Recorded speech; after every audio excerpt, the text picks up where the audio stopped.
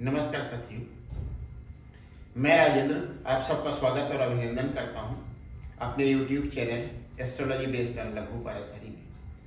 आज एस्ट्रोलॉजी पर एक और वीडियो और उसका विषय है गंडमूल नक्षत्र और गंडांत। इन गंडमूल नक्षत्रों को मूलादि नक्षत्र भी कहा जाता है और जब इन गंडमूल नक्षत्रों में किसी बच्चे का जन्म होता है तो गांव में यह कहा जाता है कि बच्चे का जन्म मूलों में हुआ है।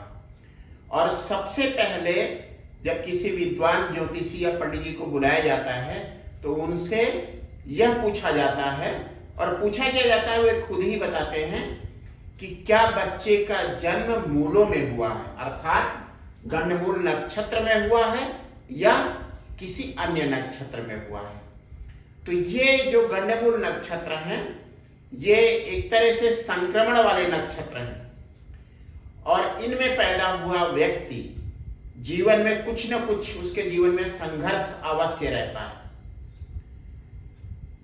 और इससे निवृत्ति के लिए, उस संकट से उबरने के लिए या निपटने के लिए पूजा का विधान है, उसे ढंग से कर लेना चाहिए किसी अच्छे विद्वान कर्मकांडी पंडित जी द्वारा।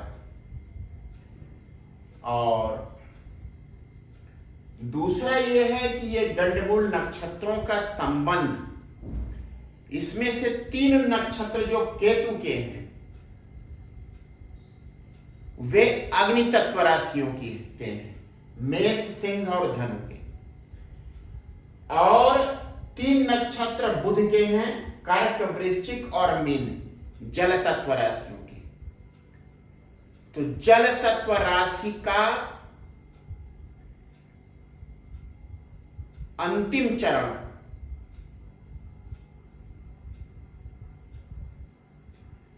वह और भी भयावह होता है। उसी तरीके से अग्नि तत्व राशियों का शुरू का पहला चरण और विशेष करके 1 डिग्री ज्यादा भयावह माना जाता है। लेकिन अब उसके डिटेल में, विवरण में जाने के पहले मैं फिर से कुछ आधारभूत चीजों को दोहरा दूं। यह राशि चक्र मतलब आकाशीय वृत्त, आकाश मंडल, और इसे भचक्र भी कहा जाता है। यह भचक्र 360 डिग्री का होता है किसी दूसरे वृत्त की तरह से, क्योंकि यह भी एक चक्र है। और इस चक्र को, राशि चक्र को जब राशियों में विभाजित करते हैं 12 राशियों में, तो एक राशि के अंश आते हैं 30 डिग्री। 30 डिग्री की एक राशि और 12 राशियों का राशि चक्र या भचक्र। अगर वैज्ञानिक दृष्टिकोण से देखें तो ये राशियां एक कल्पना है। कोई ऐसा नहीं होता कि आकाश में 30-30 डिग्री का कोई पार्टीशन होता है, लेकिन ज्योतिषीय सिद्धांतों के द्वारा किसी का भविष्य बताने के लिए इन राशियों की कल्पना की गई। लेकिन ग्रहों का अस्तित्व है, 7 ग्रहों का, शुक्र, सूर्य, चंद्र, मंगल, गुरु और शनि। ये 7 ग्रह आकाश मंडल में चलायमान होते हैं। इसके अलावा ये जो नक्षत्र हैं, नक्षत्र क्या है? ये हैं तारा समूह। जैसे आप सबने ध्रुव तारे का नाम लिया है। ध्रुव तारा किसी एक नक्षत्र का भाग है। तो तारे वास्तविकता है, ग्रह वास्तविकता है, 7 ग्रह ग्रहों में 2 ग्रह काल्पनिक हैं और राशियां जो बनाई गई हैं, जिस भचक्र की कल्पना की गई है, जिस राशि चक्र की कल्पना की गई है, वह उसका उद्देश्य यह है कि किसी व्यक्ति का या किसी देश का भविष्य बताया जा सके। तो नक्षत्र क्या हुए? तारा समूह। तारों का कोई विशेष समूह, उसका एक नाम दे दिया गया अश्वनी, दूसरा समूह उसका नाम दे दिया गया मघा। अब तारा समूहों से बन गया नक्षत्र और नक्षत्र समूहों से बन गई राशि। राशि का मतलब ढेर, समूह। जैसे ये 3 नक्षत्र होंगे मेष राशि में, उसी तरीके से भरणी, पूर्वा फाल्गुनी और पूर्वाषाढ़ा ये मेष और वृष दोनों में हो गए। तो पहली बात क्या हुई कि तारों का अस्तित्व है, तारों का समूह नक्षत्र कहलाता है और नक्षत्रों का समूह राशि कहलाती है। एक राशि 30 डिग्री की मानी गई है। पूरा जो भचक्र है, जो आकाश मंडल है, वह 360 डिग्री का हुआ किसी दूसरे वृत्त की भांति। जब एक राशि 30 डिग्री की मानी जाएगी तो कुल मिला के 12 राशियां इस राशि चक्र या भचक्र में हो जाएगी। यह तो हुआ पहला विभाजन आकाश मंडल का। दूसरा विभाजन है नक्षत्रों के आधार पर और इसमें 27 पार्ट्स में, 27 भागों में बांटा जाता है पूरे आकाश मंडल को। और हर नक्षत्र होता है 13 डिग्री 20 मिनट का।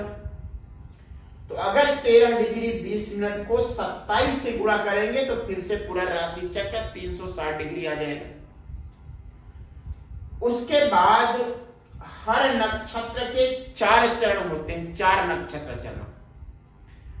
तो अगर नक्षत्र चरण के हिसाब से हम राशि चक्र को देखें तो कुल मिला के 108 नक्षत्र चरणों से राशि चक्र बना है। राशि चक्र हुआ 108 नक्षत्र चरण और एक नक्षत्र चरण हुआ 3 डिग्री 20 मिनट का। अगर 3 डिग्री 20 मिनट को 108 से गुणा करेंगे तो 360 आ जाएगा। इसीलिए 108 को पवित्र अंक माना गया है। अब राशि हो गई, राशि चक्र हो गया। एक राशि 30 डिग्री की है और उस राशि में 9 नक्षत्र चरण है। एक नक्षत्र चरण है 3 डिग्री 20 मिनट का, उसको जब हम 9 से मल्टीप्लाई करेंगे तो 30 डिग्री की एक राशि आ जाएगी। नक्षत्र कुल मिला के 27 हैं। हर नक्षत्र 13 डिग्री 20 मिनट का है और उस 13 डिग्री 20 मिनट में 4 नक्षत्र चरण हैं। इस तरह से एक नक्षत्र चरण हो जाएगा 3 डिग्री 20 मिनट। यह हुआ जो पीछे मैंने आपको बताया है, उसको फिर से संक्षेप में मैंने बता दिया जिससे समझने में आसानी। अब बात करते हैं ग्रहों की।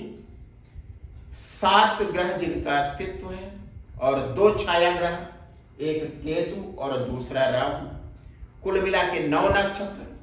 9 नक्षत्र इन 27 नक्षत्रों के स्वामी होते हैं। 12 राशियों के स्वामी 7 नक्षत्र होते हैं जिनका अस्तित्व है, लेकिन 27 नक्षत्रों के स्वामी 9 ग्रह होते हैं। अब यहां जो ग्रहों का क्रम लिखा गया है वही व्यक्ति के जीवन में महादशाओं का क्रम होता है। चंद्रमा जिस नक्षत्र में होता है व्यक्ति के जन्म के समय, उस नक्षत्र से संबंधित उस नक्षत्र की महादशा, उस नक्षत्र स्वामी की महादशा सबसे पहले आती है। जैसे अगर जन्म के समय चंद्रमा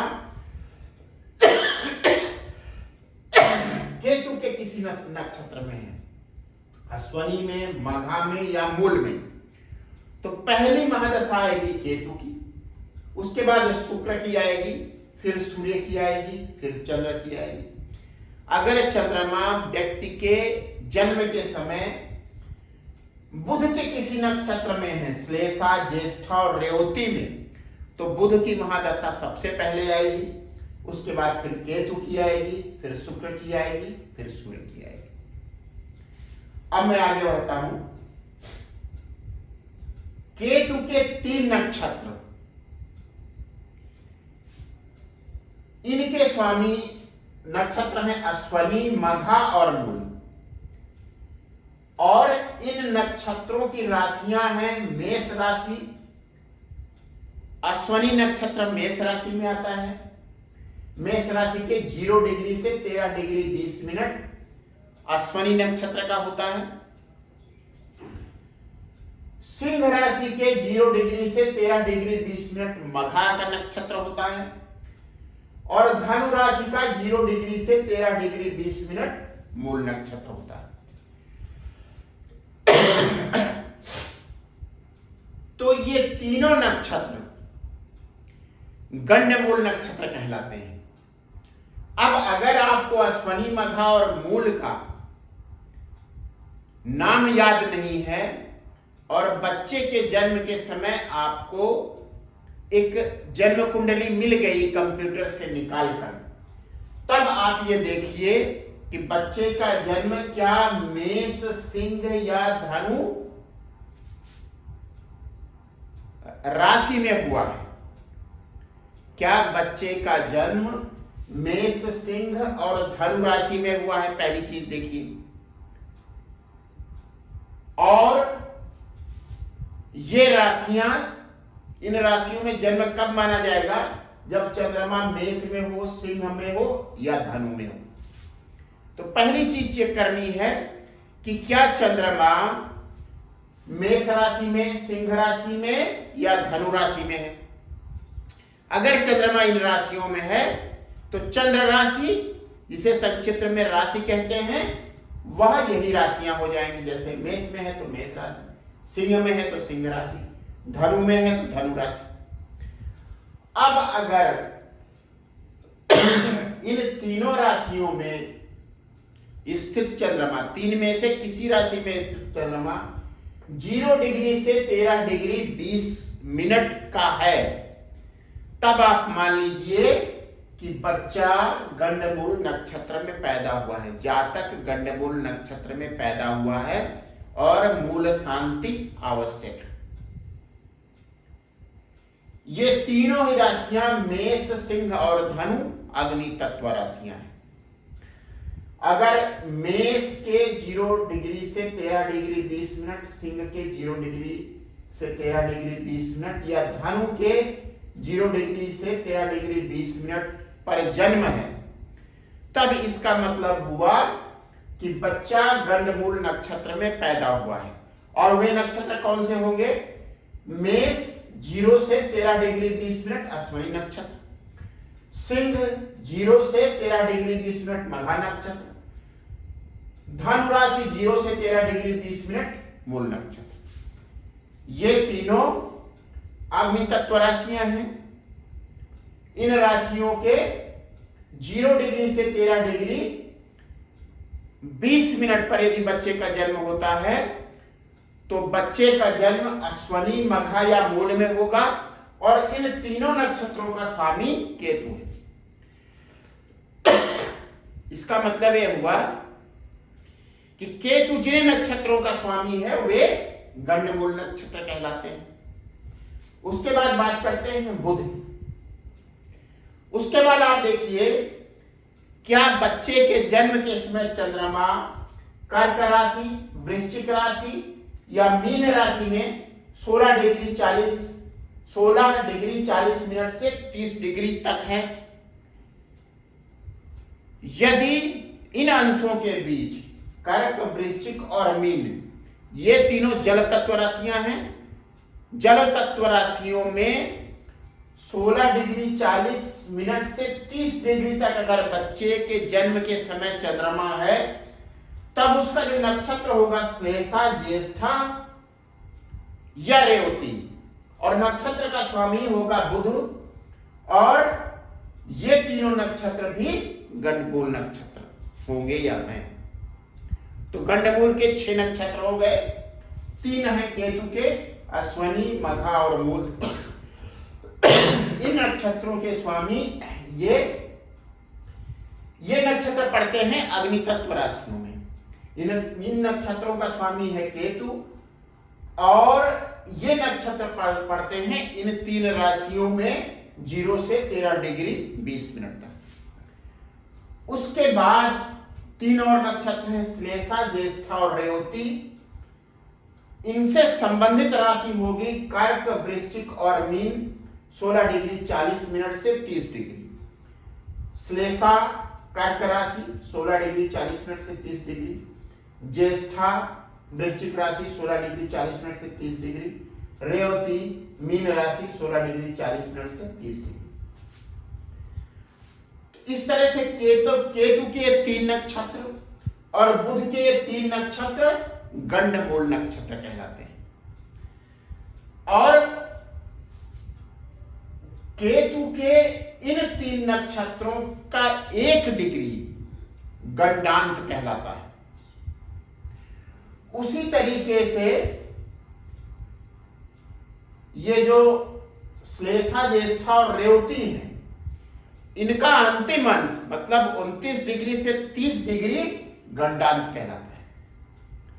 तो यदि बच्चे का जन्म कर्क, वृश्चिक और मीन में हुआ है और इन राशियों के अंश हैं 29 डिग्री से 30 डिग्री, या बच्चे का जन्म मेष, सिंह और धनु में हुआ है और राशि अंश है 0 डिग्री से 1 डिग्री, तब विद्वान ज्योतिषी सतर्क हो जाते हैं और उस स्थिति में मूल शांति की पूजा किसी विद्वान ज्योतिषी द्वारा विधि विधान से आवश्यक हो जाती है।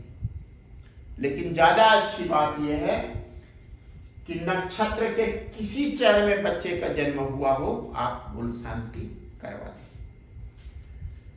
अब थोड़ा सा मैं इन नक्षत्रों के बारे फिर से देख लेता हूं। ये पहला नक्षत्र होगा, दूसरा, तीसरा, चौथा, 5वां, 6ठा, 7वां, 8वां, 9वां, ये 9 नक्षत्र। उसके बाद 10वां, 11वां, 12वां, 9वां, 10वां और ये 27वां नक्षत्र हुआ। अब मैं दूसरी तरह से देखता हूं। बुध का नक्षत्र है रेवती, 16 डिग्री 40 मिनट से 30 डिग्री।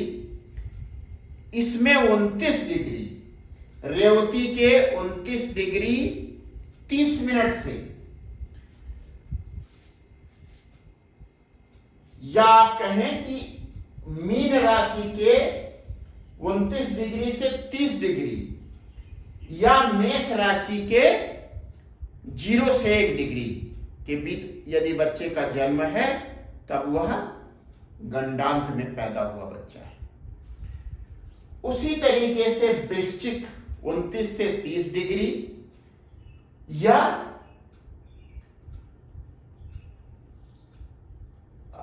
यह आएगा धनु का 0 से 1 डिग्री, यह गंडांत हुआ। कर्क का 29 से 30 डिग्री या सिंह का 0 से 1 डिग्री, यह गंडांत कहलाएगा। अब मैं बात कर रहा हूं इन चारों नक्षत्रों के चारों चरणों में बच्चे के जन्म का क्या फल विद्वान ज्योतिषियों ने बताया है। पहली बात तो इन गंडमूल नक्षत्रों में जन्म का अर्थ हुआ बच्चे के जीवन में कुछ संघर्ष होगा। अब अगर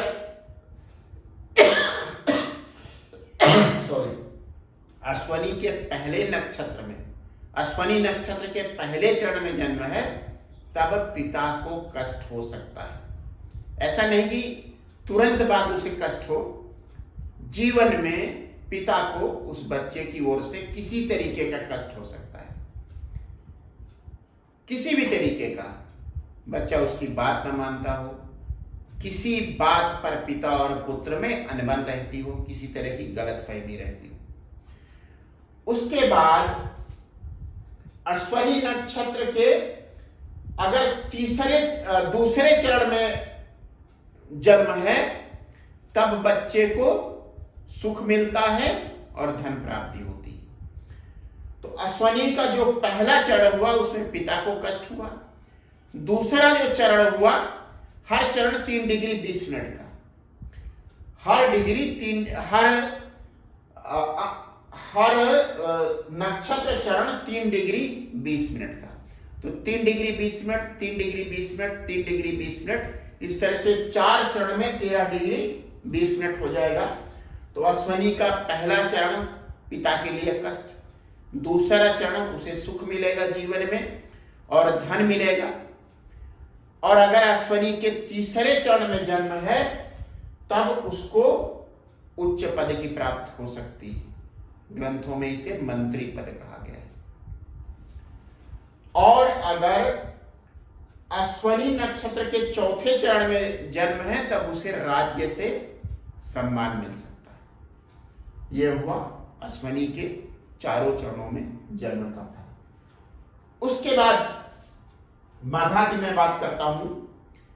मघा के पहले चरण में माता को कष्ट, मघा के दूसरे चरण में पिता को कष्ट, तीसरे चरण में धन और सुख मिलता है।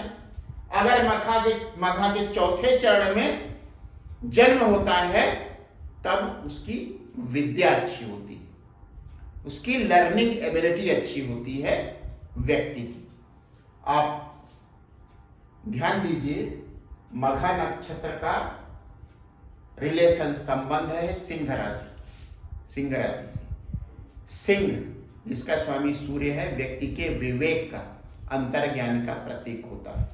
तो अगर इसके चौथे चरण में जन्म होता है मघा के, तो व्यक्ति को अंतर ज्ञान होता है, उसकी बुद्धि तीव्र होती है। उसके बाद मूल नक्षत्र की बात करते हैं। अगर मूल के पहले चरण में जन्म है तब पिता को कष्ट होगा। दूसरे में अगर जन्म है मूल नक्षत्र के, माता को कष्ट होगा। और तीसरे चरण में है तब धन नाश होगा उसका। और चौथे में है तब धन लाभ होगा। यह अग्नि तत्व राशियों से संबंधित 3 नक्षत्र हो गए, अश्वनी, मघा और मूल। अब मैं बात करता हूं श्लेषा, ज्येष्ठा और रेवती का। अगर श्लेषा के पहले चरण में जन्म होता है तब धन लाभ होगा। श्लेषा के दूसरे चरण में जन्म होगा तो धन हानि होगी। श्लेषा के तीसरे चरण में जन्म होगा तो माता को कष्ट होगा। श्लेषा के चौथे चरण में जन्म होगा तो पिता को कष्ट होगा। यह हो गया श्लेषा, मतलब कर्क राशि 16 डिग्री 40 मिनट से 30 डिग्री। एक एक चरण हुआ 3 degree 20 minute, 3 degree 20 minute, 3 degree 20 minute. उसके बाद ज्येष्ठा की बात करते हैं। ज्येष्ठा मतलब हुआ जेठ, और ज्येष्ठ का एक और मतलब हुआ बड़ा। ज्येष्ठ को गांव में जेठ कहा जाता है, जिसका मतलब बड़ा। तो अगर ज्येष्ठा में जन्म होता है बच्चे का, तो पहले चरण में बड़े भाई को कष्ट, दूसरे चरण में छोटे भाई को कष्ट, तीसरे चरण में माता को कष्ट, और ज्येष्ठा के चौथे चरण में बच्चे को खुद को कष्ट। उसके जीवन में संघर्ष कुछ अधिक। इसलिए इस नक्षत्र के किसी भी चरण में जन्म हो कोई अच्छा नहीं होता। उसके बाद फिर रेवती बचता है। रेवती नक्षत्र अगर पहले चरण में जन्म होता है तो राज्य सम्मान उसे मिलता है। दूसरे में होता है तो मंत्री पद मिलता है, और तीसरे में जन्म होता है तो सुख और धन मिलता है। चौथे में जन्म होता है तो अनेक तरीके के कष्टों से मिलते हैं अपने जीवन। तो ये हुआ गंडमूल नक्षत्र और गंडांत। अगर आपको इन नक्षत्रों के नाम नहीं पता है तो आप चंद्रमा की स्थिति देखिए। क्या मेष सिंह धनु के 0 से 13 डिग्री 20 मिनट के बीच बच्चे का जन्म है? यदि ऐसा है तो बच्चे का जन्म किसी न किसी गंडमूल नक्षत्र में हुआ है। दूसरी बात होती है कर्क, वृश्चिक और मीन। अगर 16 डिग्री 40 मिनट से 30 डिग्री के बीच हुआ है बच्चे का जन्म, तब समझ लीजिए कि बच्चे का जन्म गंडमूल नक्षत्र में हुआ है। और अगर इन राशियों में शुरू के 0 से 1 डिग्री मेष, सिंह और धनु, या फिर कर्क, वृश्चिक और मीन के 29 डिग्री से 30 डिग्री के बीच हुआ है, तब समझ लीजिए कि गंडांत में बच्चे का जन्म हुआ है।